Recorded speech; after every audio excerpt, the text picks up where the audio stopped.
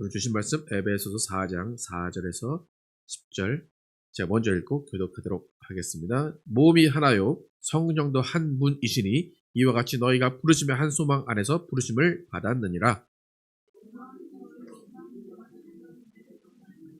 하나님도 한 분이시니 곧 만유의 아버지시라. 만유 위에 계시고 만유를 통일하시고 만유 가운데 계시도다.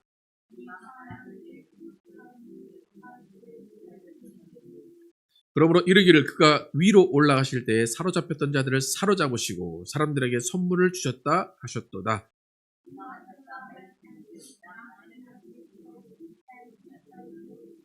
예, 함께 읽겠습니다. 내리셨던 그가 곧 모든 하늘 위에 오르신 자니 이는 만물을 충만하게 하려 하심이라. 아멘. 예, 세상의 경건한 자들을 찾는 교회라는 제목으로 오늘을 나누겠습니다. 오늘 2024년 첫 번째 주일입니다. 이 앞에 보이듯이 올해 표어는 세상의 경건한 자들을 찾는 교회입니다. 저희 교회는 그 다음 해에 표어를 9월달에 정하게 됩니다. 왜냐하면 9월달에 이제 달력을 주문해야 되기 때문에 달력에 이제 표어를 넣으려면 9월달에 이제 그 9월달 그 시즌에 제가 말씀을 전하면서 감동을 주시는 것으로 이제 표어를 정하게 됩니다. 그래서 작년 10월에 오늘 사도행전 강의를 했기 때문에 그 안에서 이제 감동을 주신 것으로 정했는데 사도행전 10장 34절 35절에 있는 말씀을 통해서 이 표를 정하게 됐습니다. 사도행전 10장 34, 35절 함께 한번 읽어보겠습니다. 사도행전 34, 35절 함께 한번 읽어보도록 하겠습니다. 제가 35절만 읽어드리겠습니다. 각 나라 중 하나님을 경외하며 의를 행하는 사람은 다 받으시는 줄 깨달았도다. 베드로가 한 말인데 각 나라 중 하나님을 경외하며 의를 행하는 사람은 다 받으시는 줄 깨달았도다.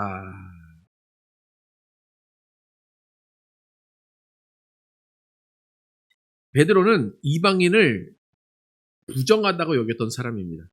그래서 이방인에게는 말씀도 전하지 않고 이방인과는 식사도 하지 않았던 사람이 베드로입니다. 그가 성령을 받고 예수를 증거하면서도 이방인에게는 복음을 증거하지 않았습니다. 오직 유대인에게만 증거했습니다.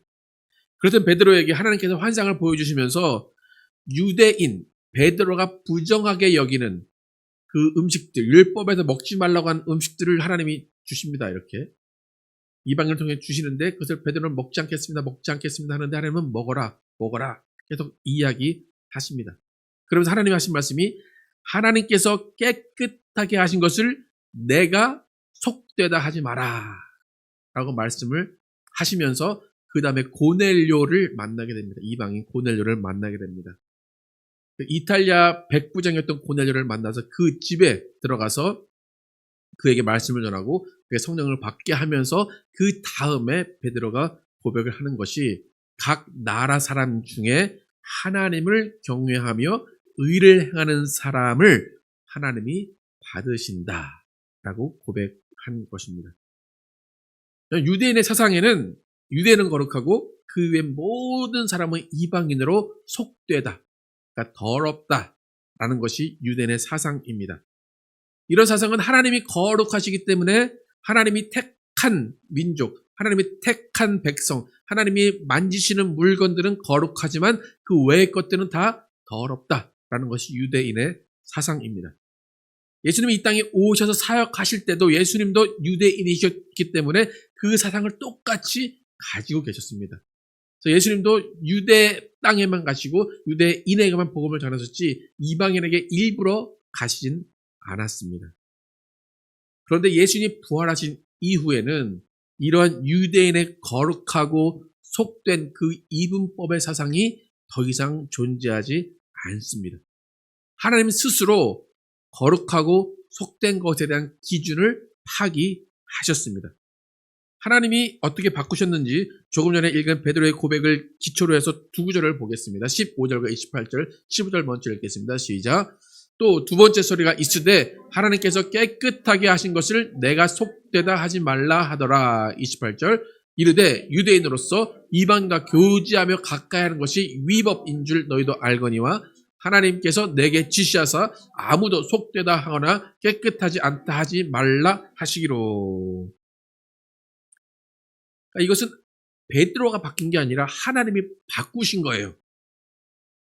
유대인만 거룩하고 유대인에게 하지 말라 해라 하는 것들을 하나님이 율법으로 정해놓으셨는데 이제 그것을 하나님이 파기하신 거예요.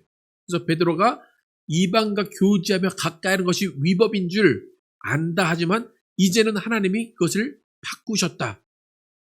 하나님이 내게 지시하시사 아무도 속되다거나 깨끗하다 하지 말라라는 거예요.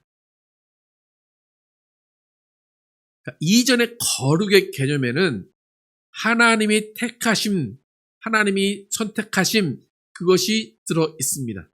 하나님이 택하시면 거룩한 거예요. 그런데 유대인들도 어떤 게 거룩이고 어떤 게 속하다는 것을 알고 있어요. 왜요? 율법으로 정해 놓으셨기 때문에.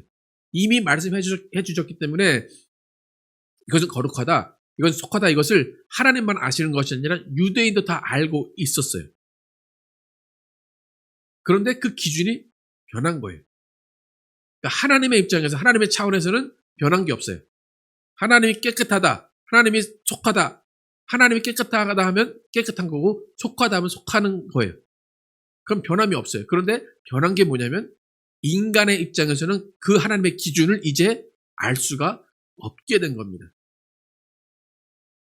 율법은 율법으로 기준이 되어서 이게 거룩하다, 거룩하지 않다가 구별돼서 인간도 알 수 있는데 유대인도.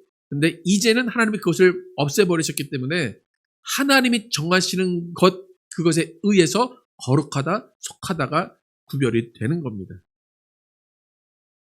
무슨 말이냐면 이제부터는 사람에게는 유대인에게는 속하다, 거룩하다의 구별을 할 수 있는 판단 권리가 없어졌다는 겁니다. 아무도 속되다 하거나 깨끗하다 하지 말라라는 거예요. 너희는 기준이 없다 이거예요. 이제 너희가 어떤 게 거룩한지 어떤 게 속한지 너희는 모른다. 오직 나만 안다 라고 하나님이 말씀하신 것입니다. 그러니까 예수님의 부활 이후로는 우리에게는 나를 포함한 어떤 사람에게도 이성적으로나 객관적으로나 거룩하다거나 속하다거나 판단할 수 있는 능력이 없어진 겁니다. 그러니까 우리가 보기에 객관적으로 이성적으로 보기에 저 사람은 추해, 더러워, 타락했어 라고 할지라도 우리는 그것을 더럽다, 속하다 말할 수가 없다는 거예요. 왜요? 하나님이 그것을 우리에게 판단할 권리를 뺏어가셨기 때문에, 없기 때문에, 기준을 주지 않으셨기 때문에 오직 하나님만 아신다는 거예요. 그러니까 만약에 우리가 저 사람은 거룩한 사람이야, 저 사람은 거룩하지 못한 사람이야 라고 우리 입에서 그 말이 나온다면 그 순간 우리는 누가 된 거예요? 하나님이 되어버린 거예요. 하나님은 그것을 허용하지 않으세요. 이전에는 법이 있어서 문서가 있어서 거기에 따라서 할 수 있었어요. 그런데 이제는 그게 안 된다는 겁니다. 내가 깨끗하다 하면 깨끗한 거야. 내가 더럽다 하면 더러운 거야. 그것뿐이야. 너는 아무런 판단할 수 없어 라는 거예요. 그래서 율법으로는 거룩과 세속이 확실하게 구별되어 나눠져 있지만 예수님 이후로는 우리는 무엇이 거룩이고 무엇이 세속인지 알 수 없는 상태가 되었다는 겁니다. 그러니까 우리가 이것은 거룩이야, 이것은 세속이야 라고 구별할 수 있는 기준은 2000년 전에 이미 없어진 거예요. 언제 없어졌다고요? 2000년 전에. 그런데 우리는 여전히 어떻게 말을 합니까? 교회와 세상을 나누고 있습니다. 교회는 어떻습니까? 거룩합니다. 세상은 어떻습니까? 속됩니다. 근데 이건 언제 없어졌다고요? 2000년 전에 없어졌습니다. 근데 교회는 속하고 교회는 거룩하고 세상은 속하다라고 말하는데 더 나아가서 우리는 교회 다니는 사람은 거룩하다, 착하다, 선하다, 홀리하다라는 생각을 갖고 있습니다. 그리고 교회 밖의 사람들은 방탕하고 음란하고 거짓말하고 속이고 거룩하지 못하다라고 판단을 합니다. 또 다른 사람의 문제가 아니라 나만 봐도 나 자신에게도 교회 안에 들어오면 우리는 뭔가 거룩해지는 것 같이 생각이 듭니다. 세상에서는 조금 흐트러져도 되는 것 같이 생각을 합니다.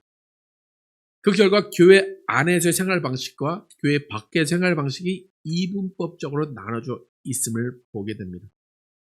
교회는 하나님이 정말로 눈동자와 같이 보시는 것 같고 세상에 나가면 하나님이 눈 감아주시는 것 같은 그런 생각을 하며 살게 됩니다.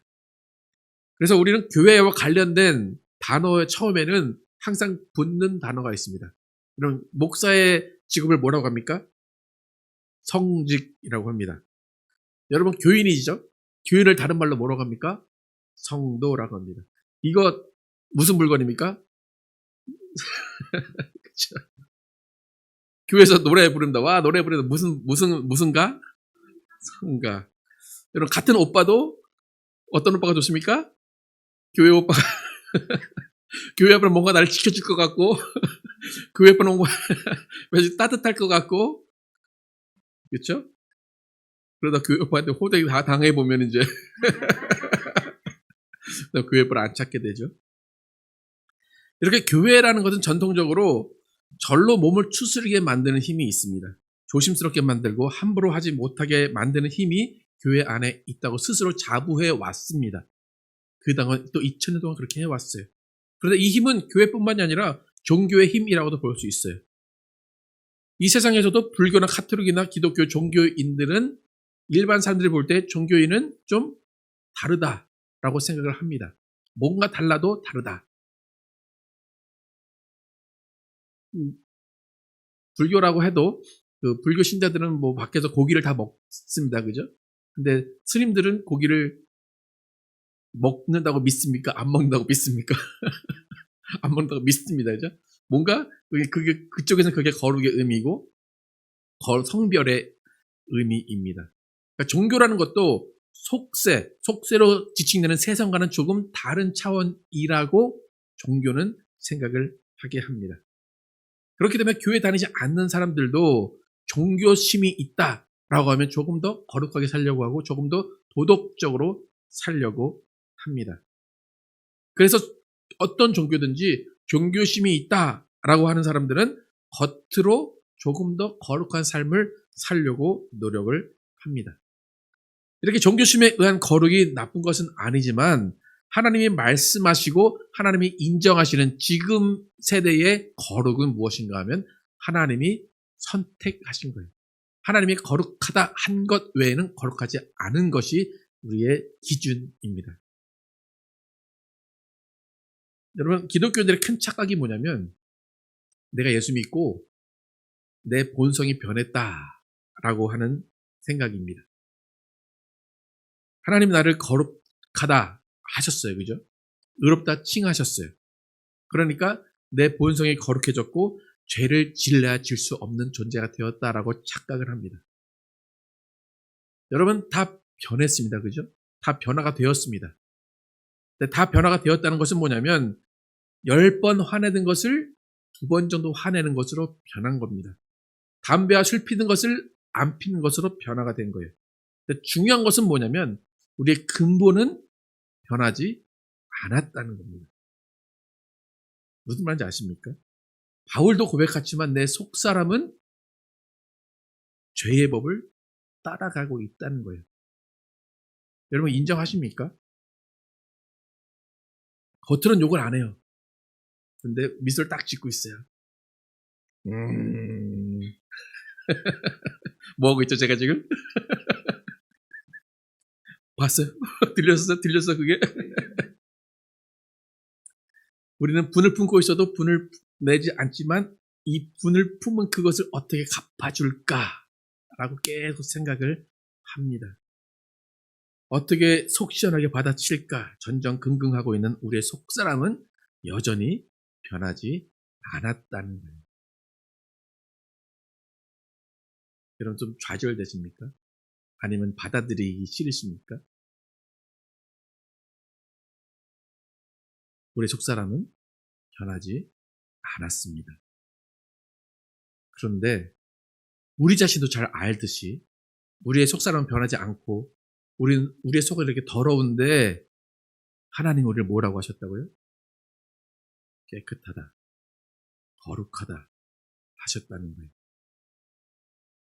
나는 1분 전까지만 해도 죄를 짓고 있었는데 예수님이 오셔서 너는 거룩하다, 너는 깨끗하다. 그럼 여러분은 어떤 기분이 드시겠습니까? 어떤 마음이 드시겠습니까? 하나님 감사합니다. 나 1분 전에 죄 졌는데 거룩하여? 감사합니다. 그게 아니라 안절부절 못하는 거예요. 하나님 보셨잖아요. 하나님 내 마음 다 아시잖아요. 내가 죄 짓고 있는 거 다 아시잖아요, 하나님. 근데 제가 거룩해요? 제가 깨끗해요? 안절부절 못하는 거예요. 그러니까 내가 거룩하지 않은 것을 나도 뻔히 아는데 하나님이 그렇지 않다. 너는 거룩하다. 너는 깨끗하다. 라고 하시는 그 상황 가운데 안절부절하지 못하고 어쩔지는 몰라 하는 그 모습으로 살아가는 것이 크리스찬의 삶입니다. 너는 깨끗하다. 너는 속하지 않다. 당연하죠, 하나님. 그게 저예요. 저는 원래 깨끗하고 저는 원래 거짓말도 안 하고 저는 악한 생각 전혀 하지 않아요.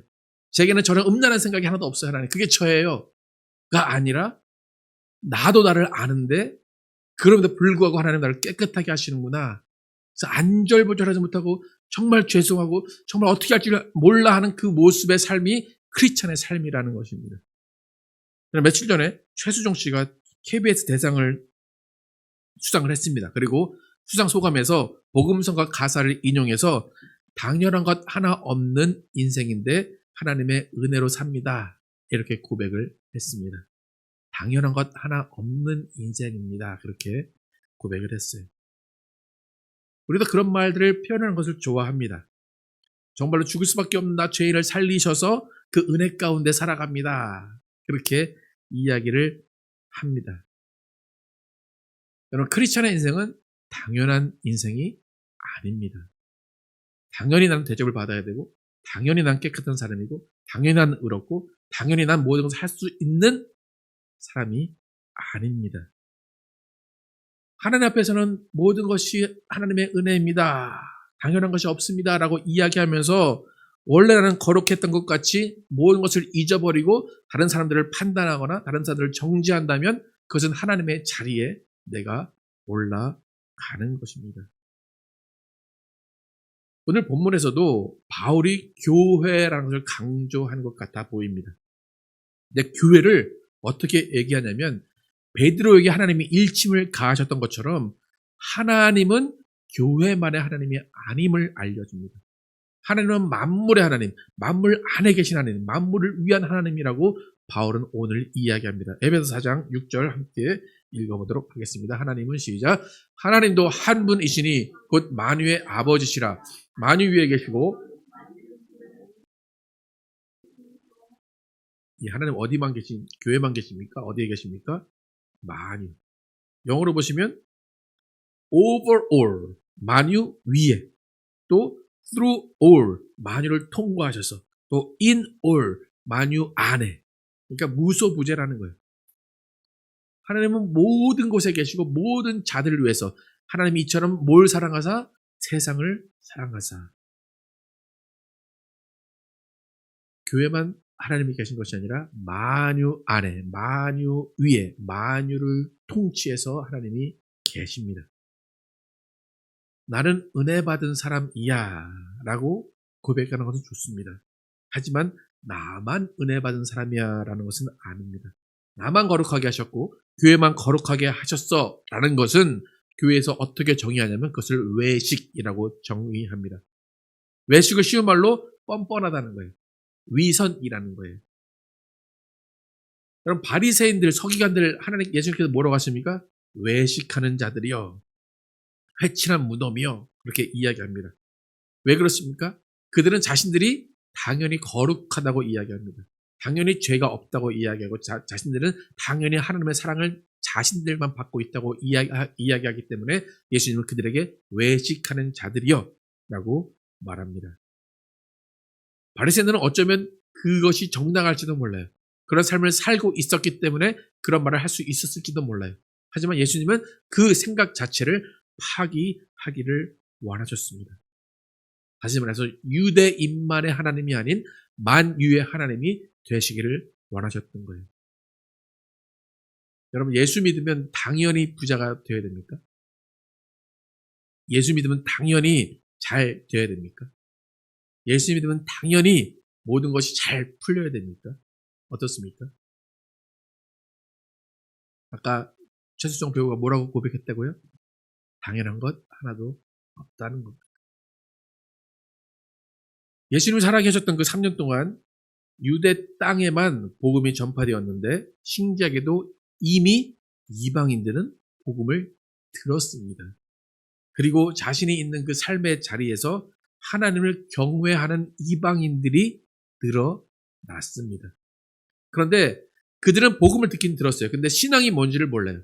하나님을 어떻게 섬기는지를 몰라요. 그저 그들이 한 일은 뭐냐면 하나님을 찾고 찾은 것뿐이에요. 그리고 하나님을 찾은 다음에 그들이 삶 가운데 그들이 할 수 있는 구제와 고아와 과부를 돕는 일을 하고 있었습니다. 그들은 하나님 앞에서 뭐가 당연한지를 모르는 사람들이에요. 그냥 내가 할 수 있는 일만 한 사람들이에요. 그런데 하나님은 그들의 구제, 그들의 기도를 보시고 거룩하다, 깨끗하다라고 말씀을 하십니다. 그들은 뭘 알아서 그렇게 한 게 아니에요.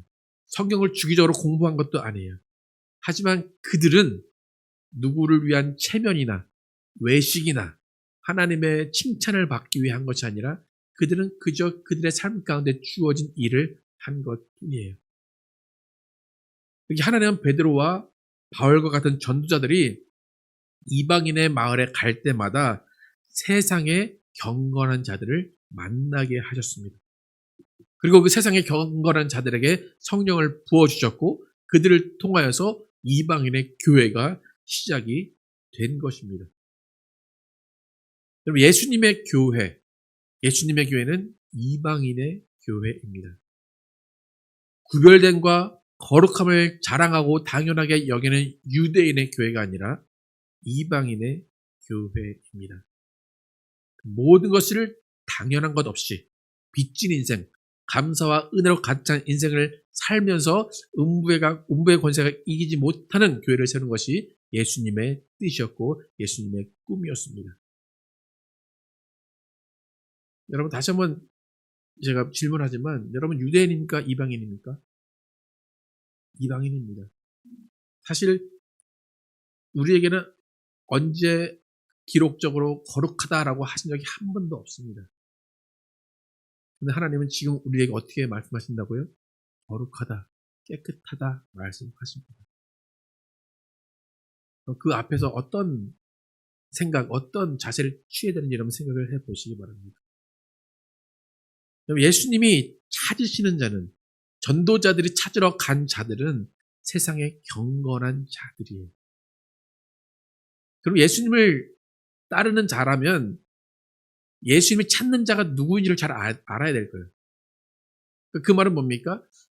세상의 경건한 자가 어떤 사람인가, 어떻게 사는 사람이 경건한 사람인가 우리는 찾는 눈이 있어야 돼요. 누구를 딱 만났는데 저 사람이 세상에 경건한 사람이구나 라고 찾아야 그 사람을 교회에 데리고 와야 세상에 경건한 사람이 교회에 오는 거잖아요. 여러분, 세상에 경건한 자가 어떤 사람일까요? 모든 것을 당연하다라고 생각하는 사람은 예수님이 찾으시는 경건한 자가 아닙니다. 체면이 중요한 사람은 예수님이 찾으시는 경건한 사람이 아닙니다. 남이 하니까 나도 해야지 라고 하는 사람은 예수님이 찾으시는 경건한 사람이 아닙니다. 말만 앞서고 허황된 신앙을 꿈꾸는 자들은 예수님 찾으시는 경건한 자들이 아닙니다. 믿음 외치면서 현실을 외면한다면 그것은 예수님이 찾으시는 경건한 자들이 아닙니다. 여러분, 우리 모두가 지금 말세다라고 이야기를 합니다. 그럼 말세인 것 같습니까? 예수님 곧 오실 것 같습니까? 무슨 근거로 그런 얘기를 많이 하는지 잘 모르겠지만 지금 우리가 읽을 말씀을 바탕으로 보면 말세인 것 같기도 합니다. 디모데후서 3장 1절에서 5절 함께 읽어보도록 하겠습니다. 시작.